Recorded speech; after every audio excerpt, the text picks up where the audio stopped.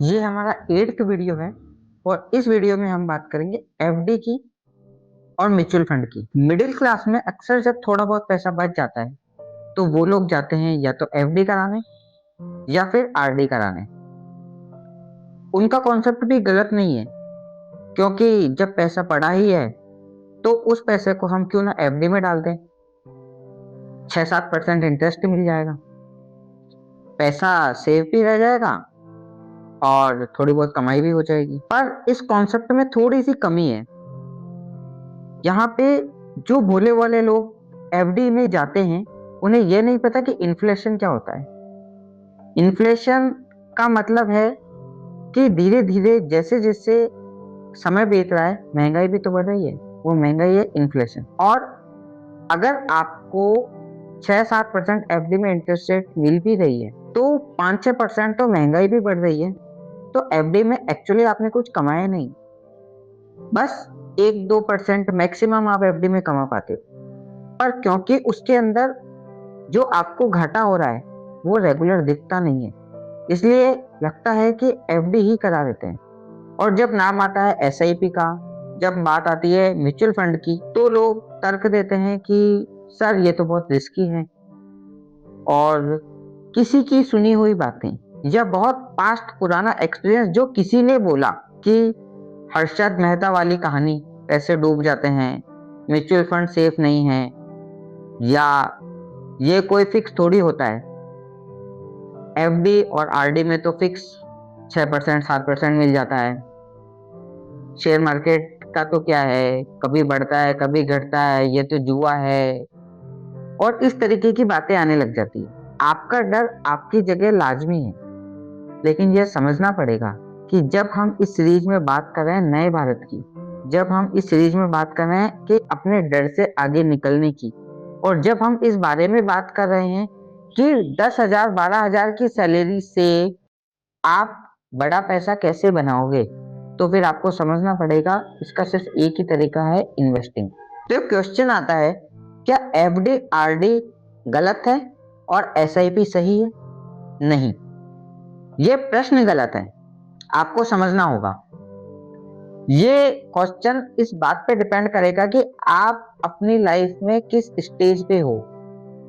मान लीजिए कि आपके पास आपका इमरजेंसी फंड ही नहीं है, मान लीजिए आपने आज तक कोई सेविंग ही नहीं की है और आपके पास कोई पैसे ही नहीं है, तो सबसे पहले आप एक ऐसी जगह पे इन्वेस्ट करोगे जहां से आपको जरूरत पड़ने पर तुरंत आप पैसे निकाल सको, तो फिर आरडी या एफडी आपके लिए बेस्ट है। पर अगर आपके पास इतना सफिशिएंट फंड है कि अगर मुझे 10-20 हजार रुपए की जरूरत पड़ेगी आपके हिसाब से, और इतना पैसा मेरे पास में एफडी में है, तो फिर आप एसआईपी शुरू करोगे ये सोच के कि आपकी एक सिस्टमेटिक इन्वेस्टमेंट हो रही है और आप इसकी हैबिट बना रहे हो, और उसके बाद में आप धीरे धीरे इसको बढ़ाते जाओगे म्यूचुअल फंड के थ्रू। क्लियर? अब आपको ये समझ में आ गया होगा कि ना आरडी गलत है, ना एफडी गलत है, ना एसआईपी गलत है। गलत ये है कि आप सिर्फ एक ही ऑप्शन पे टिके रहते हो। शुरू के लिए आपको कुछ ऐसा पैसा चाहिए जो आप कभी भी निकाल सको, तो आप एफडी करिए। लेकिन अगर आप वेल्थ क्रिएशन में जाना चाहते हो तो थोड़ा सा इमरजेंसी फंड आपके पास क्रिएट हो जाए, उसके बाद में आप एसआईपी में मूव हो सकते हो। साथ साथ में थोड़े थोड़े पैसे की एफडी भी कराते जाइए, कोई दिक्कत नहीं है। धीरे धीरे जब आप स्किल्स गेन करोगे तो आपकी सैलरी भी तो हाइक होगी। ऑन एन एवरेज अगर मैं बात करता हूँ कि आज आपकी सैलरी 10,000 है और अगले साल आपकी सैलरी 10,500 भी होती है, तो भी जो 500 रुपए हर महीने बचे, आप उनको खर्च ही तो करते हो। उस 500 में से 100 रुपए का इन्वेस्टमेंट तो आप कर ही सकते हो एसआईपी में। आप बोलेंगे सर 100 रुपए से क्या होगा, मैं बस हैबिट बनाने की बात कर रहा हूँ, माइंडसेट की बात कर रहा हूँ। मैं यहाँ पे आपको कोई फाइनेंशियल एडवाइस देने नहीं आया हूँ, और आप जो भी अपने लिए इन्वेस्टमेंट करें वो अपनी फाइनेंशियल डिसीजंस खुद लें। मेरा इसमें कोई रोल नहीं है, मैं सिर्फ आपको माइंडसेट देने की बात कर रहा हूँ, ना मैं कोई फाइनेंशियल एडवाइजर हूँ। मैं सिर्फ इतनी सी बात कर रहा हूँ कि कॉन्सेप्ट समझिए। कोई भी इन्वेस्टमेंट सही या गलत नहीं होता, ये इस बात पे डिपेंड करता है कि आपका इन्वेस्टमेंट किस स्टेज पे है।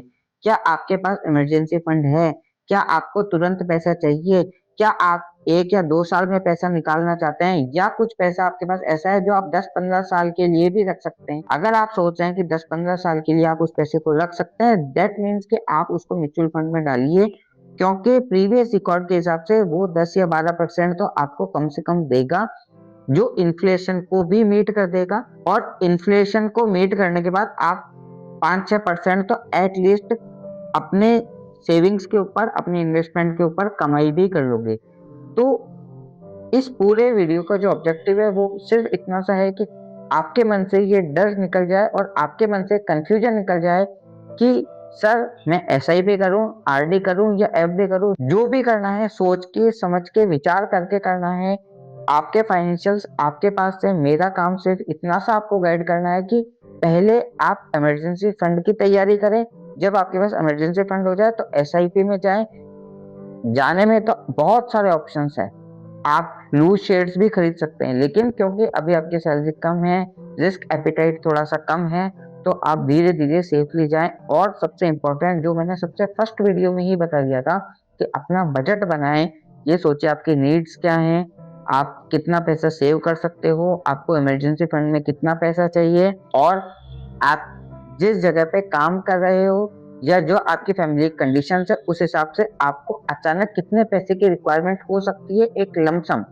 वो सब चीजें सोचना और समझना शुरू कर दीजिए। ये कॉन्शियस इन्वेस्टिंग हुई। ऑल्दो हम वैसे तो IT कोर्सेज कराते हैं, पर हम हमेशा एक ही बात बोलते हैं कि केवल जॉब के लिए रेडी मत होइए, फ्यूचर के लिए रेडी होइए। इसीलिए हमने नया कोर्स भी लॉन्च करा है 1 ईयर का, जिसमें हम आपको बेसिक से लेके एडवांस लेवल तक सिखाते हैं, समझाते हैं कि कैसे कैसे आप अपनी स्किल्स ग्रो करें, अपनी इन्वेस्टिंग जर्नी क्लियर करें, अपना कम्युनिकेशन बढ़ाएं, अपनी सेल्स स्किल्स बढ़ाएं, कम्युनिकेशन स्किल बढ़ाएं, मार्केटिंग स्किल्स बढ़ाएं, और एक बहुत ही शानदार करियर आप पा सकते हैं। अगर आप चाहते हैं कि आप उस कोर्स को चेकआउट करें तो लिंक डिस्क्रिप्शन में आपको मिल जाएगा।